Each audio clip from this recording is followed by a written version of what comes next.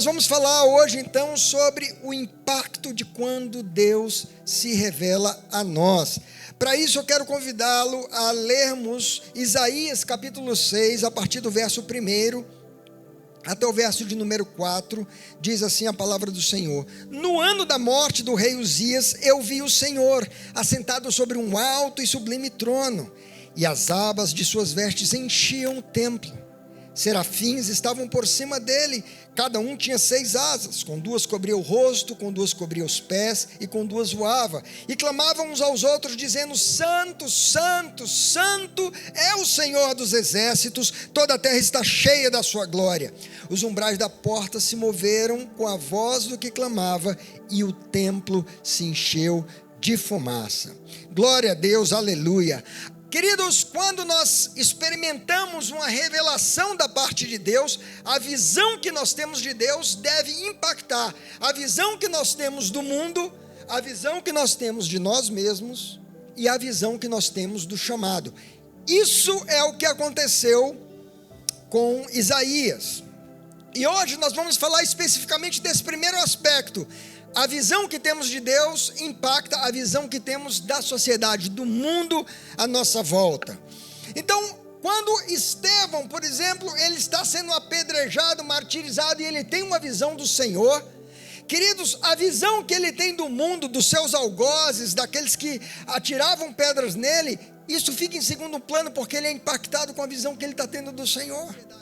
Quando Paulo está indo a caminho de Damasco perseguir a igreja, e ele tem uma visão de Jesus, a sua visão dos crentes, daqueles que ele perseguia, é completamente mudada, porque quando temos uma revelação de Deus, a nossa visão do mundo muda. Então eu quero conversar com vocês sobre esse impacto, essa mudança que acontece quando nós temos uma revelação do Senhor. Mas antes eu quero te dar algumas curiosidades sobre o livro de Isaías. Isaías é um livro tremendo, profundamente atestado e confirmado.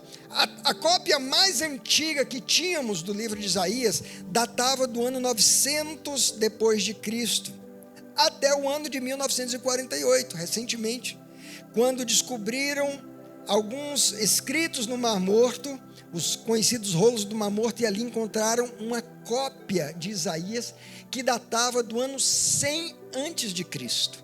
Ou seja, 1000 anos de diferença entre uma cópia e outra. E quando foram comparar as cópias, viram a autenticidade do que está escrito no livro de Isaías. Isso é tremendo. Outra coisa interessante é que Isaías tem 66 capítulos, e quando você olha para o teor da mensagem, os 39 primeiros capítulos falam de uma mensagem que resumiria o que é o Antigo Testamento, e os 27 últimos capítulos falam muito sobre o servo sofredor, o Messias enviado, a restauração, a glória, os novos céus e a nova terra. Então é como se Isaías tivesse escrito um Antigo Testamento dele e um Novo Testamento dele, porque a Bíblia é dividida em 39 livros no Antigo Testamento e 27 no Novo Testamento. E aí quando você vai para o meio do que seria o Novo Testamento de Isaías, ou esses últimos 27 capítulos, o versículo central que está bem no meio é exatamente o versículo que fala sobre o Senhor, que ele foi traspassado pelas nossas iniquidades, e o castigo que nos traz a paz estava sobre ele. Então a coisa é de tal forma que Isaías é considerado pelos estudiosos como o evangelista do Antigo Testamento. E sabe o que é curioso? Além de tudo isso, o nome de Isaías significa Jeová salva, que é o mesmo significado do nome Jesus, que é o mesmo significado do nome Josué.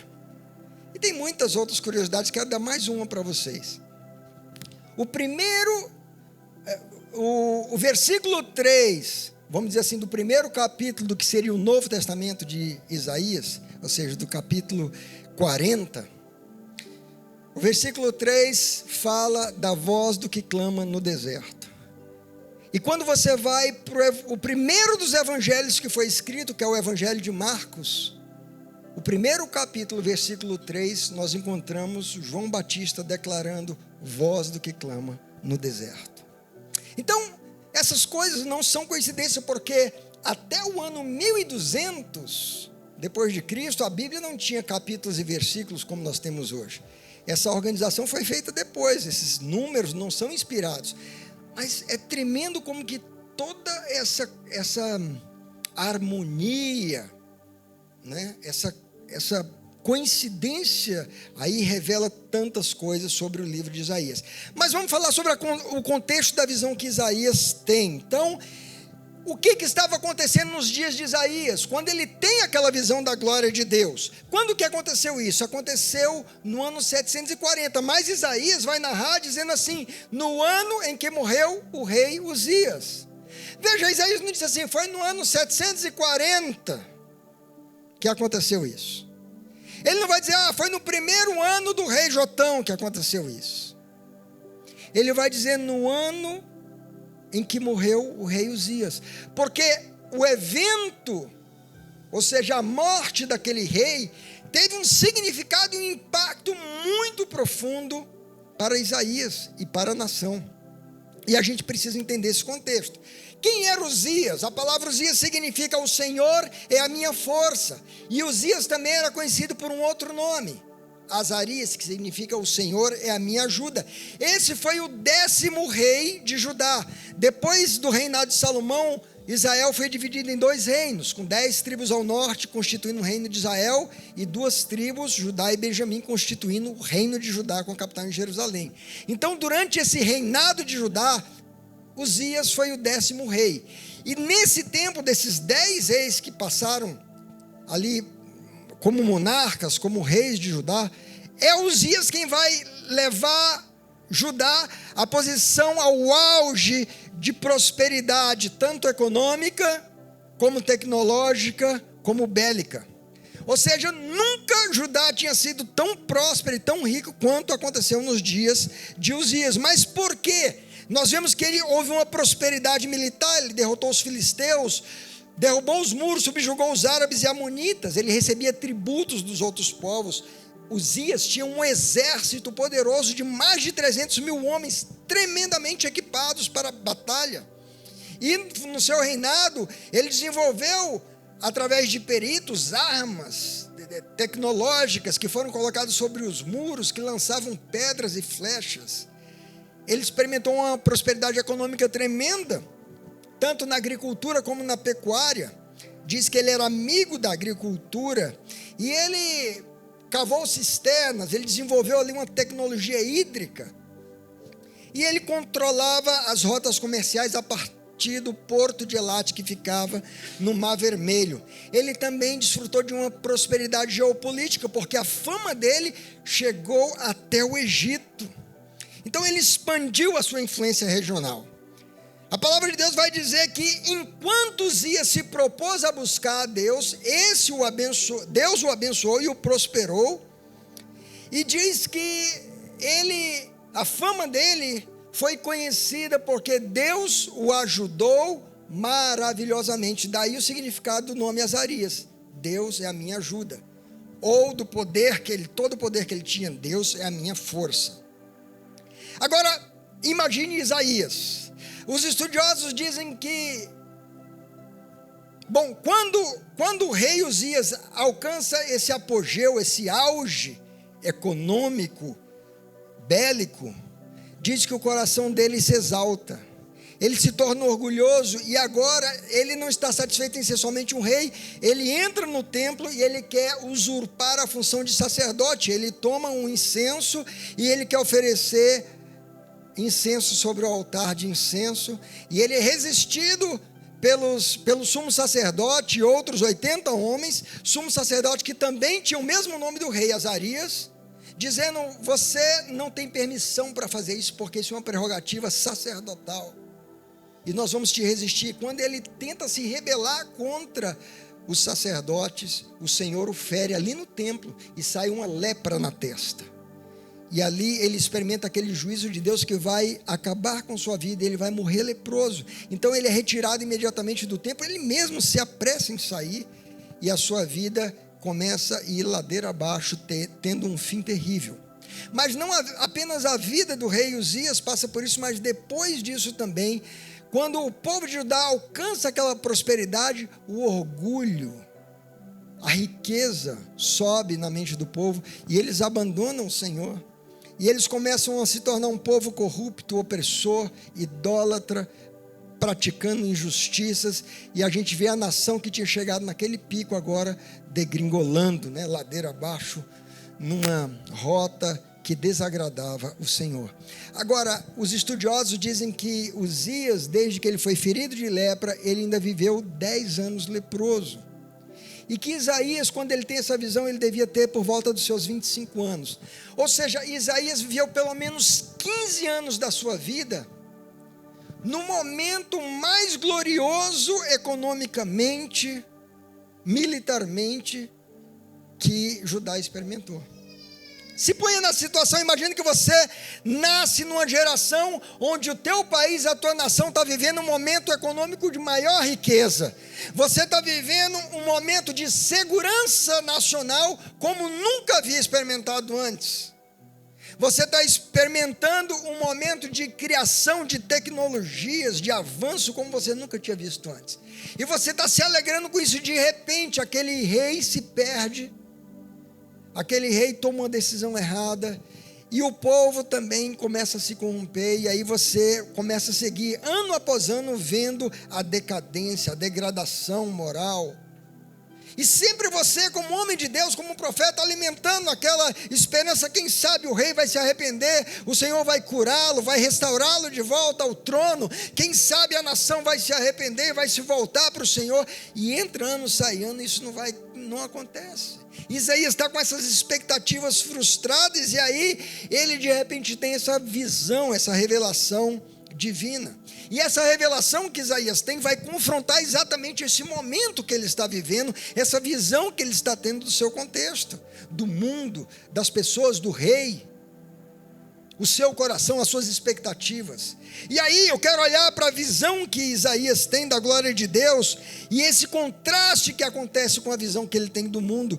E nós vemos então 7 aspectos que eu quero compartilhar bem rápido com você dessa visão. O primeiro aspecto é que a visão que Isaías tem mostra que a nossa esperança deve estar no Senhor. Ele diz: no ano em que morreu o rei Uzias, eu vi o Senhor. A palavra Senhor aqui é Adonai, o Senhor soberano, mestre absoluto, governante supremo. E diz nessa visão que ele viu o Senhor sentado num trono. Um trono é a representação de poder, de governo. E essa é a visão que Isaías tem. É como que o Senhor está dizendo para ele: olha, o rei que você tinha a sua expectativa, que você confiava, foi deposto do trono porque se rebelou. Mas eu permaneço reinando soberano para sempre, num trono de glória, de poder, altamente exaltado. Então, é um contraste, porque Uzias havia se perdido, foi afastado e foi impossibilitado de seguir reinando. Mas o Senhor dos Exércitos, Ele segue no trono, reinando para sempre. E sabe o que nós aprendemos com esse primeiro aspecto da visão de Isaías? É que a nossa expectativa em líderes deve ser dosada.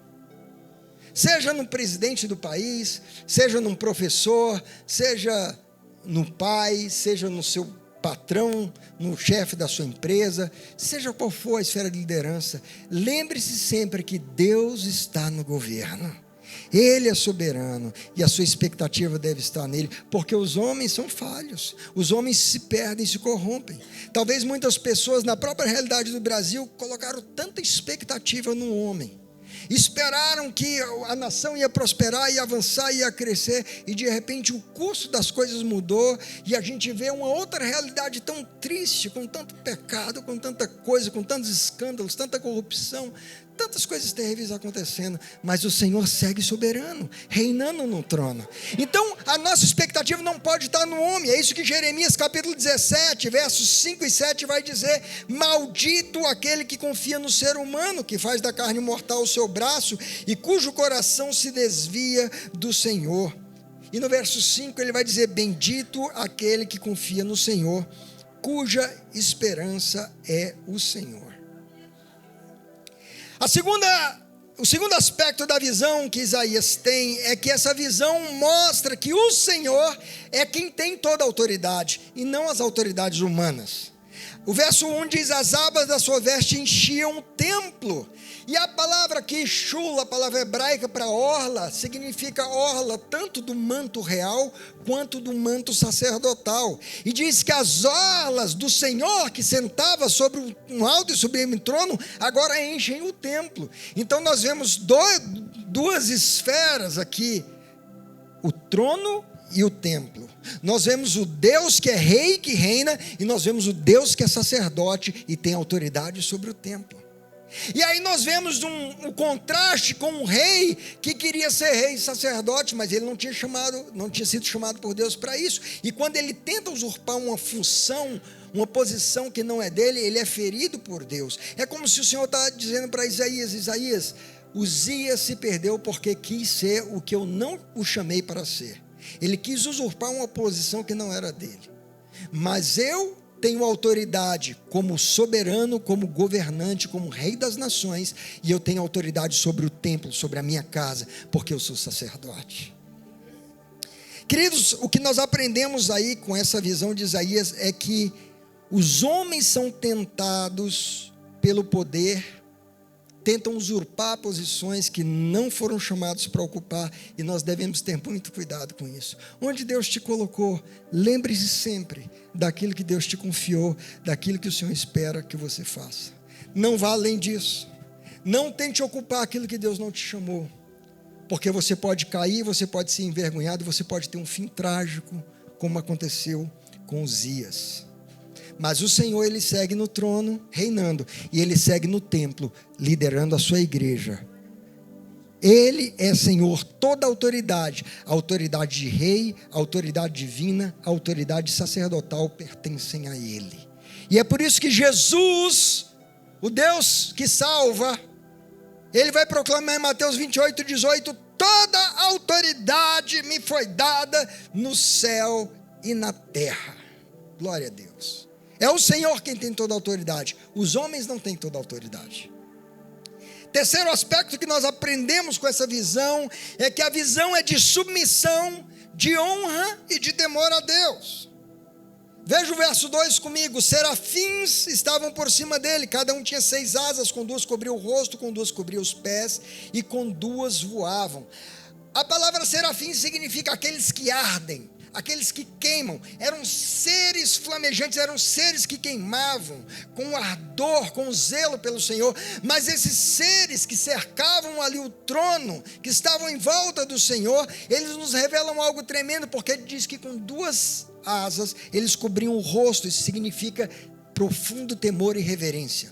Com 2 asas eles cobriam os pés. Isso significa uma atitude de constante humildade, humilhação. E com 2 asas voava, significa uma prontidão de agir, de atuar em obediência ao que Deus manda.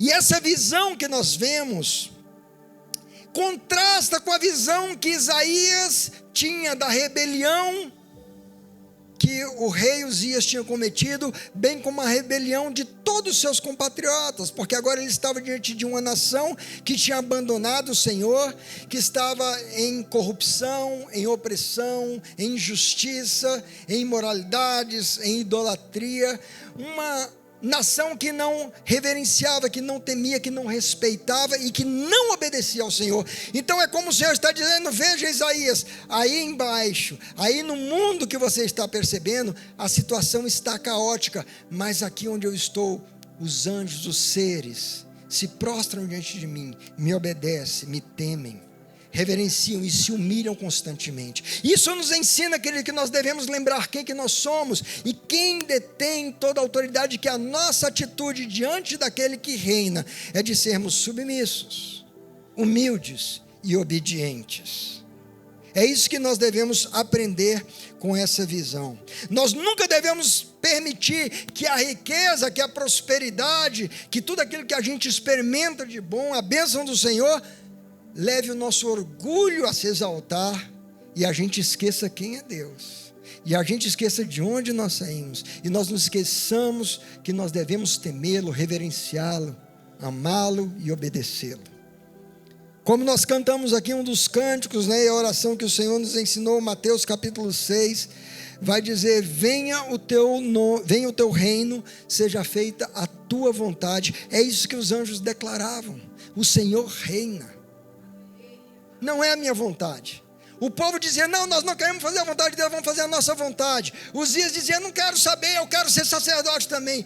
Quando a gente deixa a vontade de Deus para fazer a nossa própria vontade, é quando a gente se perde. Mas em quarto lugar, queridos, nós aprendemos com essa visão que Isaías tem da glória de Deus, que é uma visão da santidade, da eternidade e do imensurável poder de Deus. Veja comigo o verso 3 que diz: e clamavam, os serafins clamavam uns aos outros, dizendo, o que eles diziam? Santo, santo, santo é o Senhor dos exércitos. Sabe que no hebraico não existe o superlativo usando o sufixo íssimo, como a gente usa, né?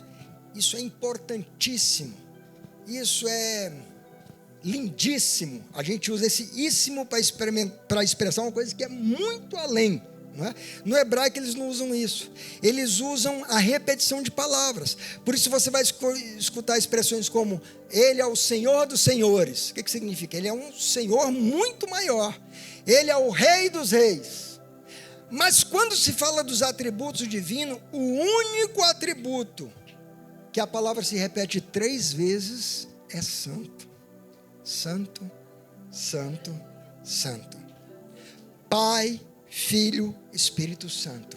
Santo, santo, santo. Essa expressão significa o único, é traduzido como aquele que é absolutamente, infinitamente, incomparavelmente santo. Mas veja como que isso contrasta com a realidade de Uzias, porque aqui o Senhor está revelando a Isaías o ser que é incomparavelmente, absolutamente, totalmente santo, em contraste com alguém que agora está impuro, leproso. Porque quando alguém era cometido de lepra e via uma pessoa se aproximar, ele tinha que gritar a plenos pulmões: impuro, impuro. Era a lei. Mas aqui nós temos os serafins que se aproximam do Senhor e gritam: santo, santo, santo. Então há um forte contraste, o Senhor mostrando para Isaías: esse rei que você confiava, que você admirava, ele está impuro, ele morreu impuro, mas o Senhor segue santo. E vai dizer: santo é o Senhor dos exércitos. E aqui a palavra Senhor agora muda, não é apenas Adonai, mas ele vai usar a palavra Yavé, de onde nós temos a palavra Jeová. E a palavra Yavé significa aquele que é, aquele que existe, aquele que é eterno, aquele que não tem princípio nem fim, aquele que segue existindo para sempre. E também contrasta com o rei que, apesar de tão poderoso, de tão próspero, de ter sido forte e ajudado maravilhosamente pelo Senhor, morre, porque foi no ano que morreu o rei Uzias que ele teve a visão. É como o Senhor está dizendo: os homens são limitados, eles morrem, eles perecem, mas o Senhor segue vivendo para todos sempre. E vai dizer: o Senhor dos exércitos. Lembra que Uzias tinha um exército poderoso de mais de 300 mil homens, tremendamente preparados, equipados para a guerra. Era um exército que ele derrotava os seus inimigos. Mas aqui os serafins vão declarar: ele é o Senhor não de um exército, mas dos exércitos. E aí eu lembrei, enquanto preparava essa palavra, de quando o rei Senaqueribe, o rei da Síria, cerca Judá com um exército de 185 mil soldados. E Ezequias clama ao Senhor. E sabe o que o Senhor faz, queridos? Manda quantos anjos? Um anjo. Um anjo derrotou 185 mil soldados. E aí o Senhor me lembrou que quando Pedro corta a orelha de Malco, Jesus fala: guarda a espada. Porventura você não sabe que eu poderia pedir ao Pai e Ele me enviaria 12 legiões de anjos? Uma legião romana era composta de 6.000 soldados. Quando você multiplica 6.000 por 12, você tem 72.000 soldados. Bom, Jesus está dizendo: o Senhor poderia me enviar 72.000 anjos. Ora, se um anjo só destruiu a 185.000 homens, imagina 72.000 anjos. Aí eu fui fazer a conta: 72.000 vezes 185.000. Cheguei a um número: 13,3 bilhões de soldados não resistiriam à força do exército do Senhor. E sabe, queridos, nunca na história da humanidade, nenhum reino, nenhum império teve um exército de 13 bilhões de pessoas. Até hoje não existe um exército tão poderoso assim. E o Senhor está declarando nessa visão: Isaías, veja, Uzias tinha um exército poderoso, mas eu sou o Senhor dos exércitos e a minha força é incomparavelmente superior. Salmo 144, versos 3 e 4 diz: o Senhor que é o homem para que deles tomes conhecimento. O homem é como o sopro, seus dias como a sombra que passa. Sabe o que nós aprendemos com essa visão, queridos? Que aquele rei que conseguiu viver somente 68 anos de vida e morreu impuro, que tinha um exército poderoso, mas era um exército de somente mais de 300.000 homens, não se compara com o Deus que vive para sempre, que é santo, santo, santo, cujo poder é incomparavelmente superior. Isso nos leva a pensar que nós somos pequenos, limitados e pecadores. Por isso o Salmo diz que é o homem, Senhor, para que dele te lembres. A visão de Isaías nos faz lembrar isso. O Senhor estava mostrando a Isaías: a tua expectativa estava no homem, estava na força bélica, mas olha aqui para a minha glória. Em quinto lugar, a visão que Isaías tem mostra que a glória do Senhor enche a terra. Veja comigo o versículo 3. Os serafins declaram: toda a terra está cheia da sua glória. Isso contrasta com o comportamento dos homens e o que eles estavam fazendo na terra. Aliás, sempre que eu ouvi essa expressão que os serafins afirmam ali, quando Isaías tem aquela visão, eu ficava pensando: mas como assim? Como que a terra está cheia da glória do Senhor? Se Isaías do capítulo 1 até o capítulo 5 narra que o povo estava vivendo em corrupção, em injustiça, em idolatria, em rebelião, desobediência, falta de temor a Deus. Como que a terra podia estar cheia da glória de Deus? Talvez essa é uma pergunta que intriga você. Talvez essa é uma pergunta que intriga os ateus. Como que a glória pode estar cheia? A terra pode estar cheia da glória de Deus. Mas, queridos, a terra está cheia da glória de Deus porque Deus reina, independentemente da infidelidade humana. A terra está cheia da glória de Deus porque a sua presença é a presença de Deus que sustenta toda a criação, apesar da maldade humana. A terra está cheia da glória de Deus porque a justiça de Deus manifesta a santidade dele. E sabe por que a terra está cheia da glória de Deus? Porque apesar de tudo aquilo de errado que o homem está fazendo, o propósito redentor do Senhor não será frustrado. Judá podia estar na ruína moral, mas o trono eterno continuava ocupado por aquele que é soberano, que vive e que comanda. Glória a Deus.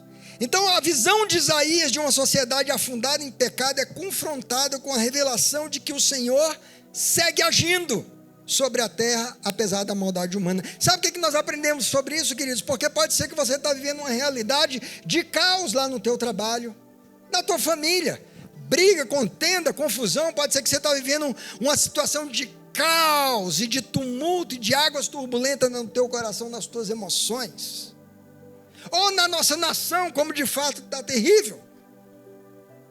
Mas o Senhor nos leva a olhar como Isaías, para ele dizer: apesar de tudo isso que está acontecendo, eu sigo reinando.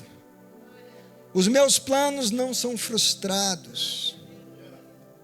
Eu não errei. eu continuo trabalhando, eu continuo cuidando de você, eu continuo cuidando da tua vida, da tua família, da tua casa, do teu trabalho. Glória a Deus, a terra está cheia da glória. Não fique focado nas coisas ruins que estão acontecendo, mas foque na verdade de que o Senhor é aquele que manifesta a sua glória. Em sexto e penúltimo lugar, é uma visão que nos mostra que o clamor dos que temem a Deus move os céus. Isso aqui é impactante, queridos, porque o verso 4 diz que os umbrais das portas do templo se moveram com a voz do que clamava.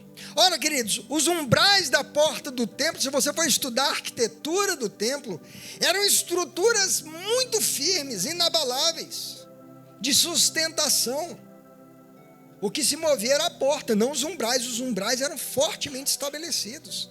Mas aqui na visão que ele tem, esses umbrais estão tremendo diante da voz do que clama.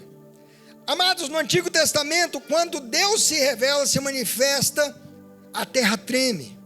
Salmo 18, verso 7. Os montes fumegam. Êxodo 19, 18. As estruturas se abalam. Então toda essa figura daquilo que é inabalável sendo abalado, confronta a visão de que Isaías tinha, do coração dos homens de Judá que não se moviam com a proclamação da palavra. Quando Paulo e Silas estão presos, e eles começam a clamar, a orar e a adorar o Senhor, diz que um terremoto sacode a prisão, as portas se abrem, as cadeias caem dos presos. Porque quando o Senhor se revela, aquilo que parece inabalável é chacoalhado. Então, o que nós aprendemos com essa visão de Isaías? Que quando nós clamamos ao Senhor em fé, com temor, com reverência, com obediência, os céus se movem. Mesmo que os corações terrenos estejam endurecidos, mesmo que a situação não tenha mudado nada, você diga, pastor, a situação está inabalável, nada muda essa situação no meu trabalho, nada muda essa situação no meu casamento, nada muda essa situação na vida do meu filho, nada muda essa situação nesse país. O Senhor está dizendo, quando o meu povo clama, as estruturas se abalam. Hebreus 12, 26 a 28 diz, ainda uma vez farei abalar não só a terra, mas também o céu. Ora, esta palavra ainda uma vez significa a remoção dessas coisas abaláveis, para que permaneçam as coisas inabaláveis. E em último lugar, queridos, a visão da glória de Deus, experimentada por Isaías, nos mostra que a presença de Deus enchia o templo. Verso de número 4 diz, e o templo se encheu de fumaça. Amados, fumaça significa a Shekinah, a presença manifesta de Deus, a presença manifesta da santidade do Senhor enchendo o templo. O Sinai fumega quando Deus desce, a glória enche o templo quando Salomão o consagra ao Senhor, e os sacerdotes não podem nem entrar, porque ela é completamente tomada com a fumaça da presença do Senhor.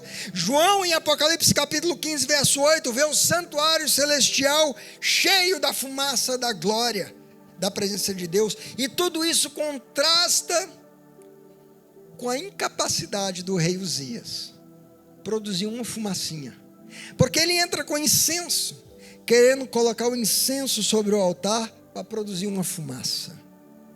Ele não pode, ele não tem autoridade, ele não tem o poder para isso. E sabe, amados, a fumaça do incenso, ela representa as orações dos santos, é o que está em Apocalipse 8:4. E da mão do anjo subiu à presença do Senhor a fumaça do incenso com as orações dos santos. Sabe o que é tremendo nessa visão? O Senhor está contrastando a incapacidade do rei terreno produzir fumaça com Deus cuja fumaça enche o templo. O Senhor está dizendo que a terra está cheia da glória e o templo está cheio da fumaça de Deus. É interessante que Jesus chama o templo de casa de oração. E Paulo chama o nosso corpo de templo do Espírito. E sabe o que acontece, queridos? Quando nós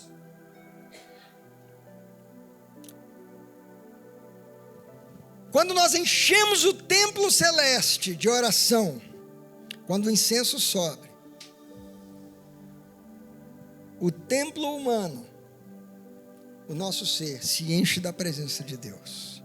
Essa dinâmica, a fumaça que enche os céus e a presença que enche o nosso ser. O rei não pôde produzir a fumaça, porque quem produz é a manifestação da presença de Deus. Então nós vemos esses 7 aspectos de como que Isaías, talvez num momento de desilusão, num momento de desânimo, num momento onde todas as suas expectativas ou fichas estavam apostadas, que aquele líder seria restituído à posição de governo, que a nação voltaria a prosperar por meio do poder bélico, por meio da riqueza humana, por meio do conhecimento e da habilidade tecnológica que tinha sido desenvolvida nos 50 anos de existência daquele rei, do governo daquele rei. O Senhor está dizendo, não é a terra que rege as coisas, é o céu. Sabe o que nós aprendemos com a visão de Isaías, queridos? Que nós devemos, como diz o salmista, elevar os nossos olhos para o alto, para os montes, e declarar, o nosso socorro vem do Senhor. Não importa qual é a circunstância, não se abale pelo que você vê, não se impressione por aquilo que você está presenciando. Por mais negativo, por pior que seja a circunstância, o Senhor segue reinando, eterno, santo, poderoso, incomparável, enchendo-nos com a sua presença. Ele é poderoso. Saia daqui nessa manhã decidido a ajustar o foco à sua visão, porque pode ser que você está consumido por aquilo que você está presenciando na terra, por aquilo que você está presenciando lá na tua família, no teu trabalho, na tua casa, na tua vizinhança, por aquilo que você está presenciando de mal, por aquilo que você fica vendo nos noticiários terríveis que passam na televisão todos os dias. O Senhor nos chama a erguer os olhos e olhar para o céu. Ali nada se abala e Ele segue comandando. Glória a Deus. Você recebe essa palavra aí? Se coloque de pé, eu quero orar com você.